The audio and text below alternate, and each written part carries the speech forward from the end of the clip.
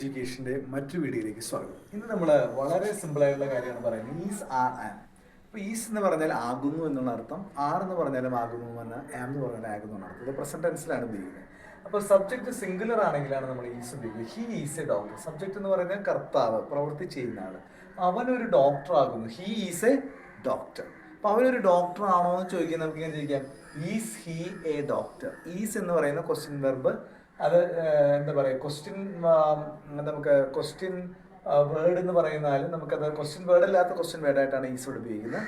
അപ്പോൾ is A doctor, അവനൊരു doctor ആകുമോ, അവനൊരു ഡോക്ടർ ആണോ. ഇനി ആർ എന്ന് പറയുന്ന പ്ലൂറലാണ്, ഒന്നിൽ കൂടുതലുണ്ടെങ്കിലാണ് നമ്മൾ പ്ലൂറൽ ഉപയോഗിക്കുക പ്രസിഡൻസിൽ. അപ്പോൾ ദേ ആർ ഡോക്ടേഴ്സ് എന്ന് പറഞ്ഞാൽ അവർ ഡോക്ടർ ആകുന്നു, അവർ ഡോക്ടർമാരാകുന്നു. അപ്പോൾ അവർ ഡോക്ടറാണോ എന്ന് ചോദിക്കാം, ആർ ദേ ഡോക്ടേഴ്സ്. വളരെ സിമ്പിളാണ്. ആർ ദേ ഡോക്ടേഴ്സ്, അവർ ഡോക്ടർമാരാണോ. അപ്പോൾ നമുക്ക് അതിന് ആൻസർ ആയിട്ട് വേണമെങ്കിൽ പറയാം, yes they are doctors, no they are not doctors. ഇനി ഐ ആം. അപ്പം ഐ ആം ഉപയോഗിക്കുന്നത്, എ എം. ആം എന്ന് പറഞ്ഞാൽ ആകുന്നു എന്നുള്ള അർത്ഥമാണ് പ്രസിഡൻസിൽ. അത് ഐയുടെ ഒപ്പമാണ് ഉപയോഗിക്കുന്നത്. ഐ ആം എ ഡോക്ടർ, ഞാനൊരു ഡോക്ടർ ആകുന്നു. അപ്പം നിങ്ങളൊരു ഡോക്ടറാണോ എന്ന് ചോദിക്കും, നമ്മൾ ആറുമാണ് ഇവിടെ ഉപയോഗിക്കുക. ശ്രദ്ധിക്കണം, നമ്മൾ ചിന്തിക്കണം അത്. കാരണം ഞാൻ ഡോക്ടറാകുന്നു, നിങ്ങൾ ഡോക്ടറാണോ എന്നാണ് ചോദിക്കുക. ഞാൻ എന്നോട് തന്നെ ചോദിക്കില്ല, അതുകൊണ്ട് അതിനോട് ആറ് ഉപയോഗിക്കാം. കാരണം ആർ യു ഡോക്ടർ, നിങ്ങളൊരു ഡോക്ടറാണോ. Are you doctor? Yes I am a doctor. Are you doctor? No I am not a doctor.